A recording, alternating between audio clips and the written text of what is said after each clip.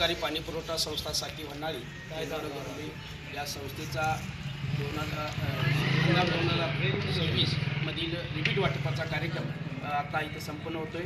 या कार्यक्रमासाठी आपल्या संस्थेचे संचालक माननीय ज्ञानदेव पाटील चेअरमन, किरण पाटील संचालक, अशोक पाटील संचालक, संजय सुतार व मार्केट कमिटीचे सदस्य नानासाहेब कांबळे व विविध संस्थांचे सर्व पदाधिकारी उपस्थित राहिले।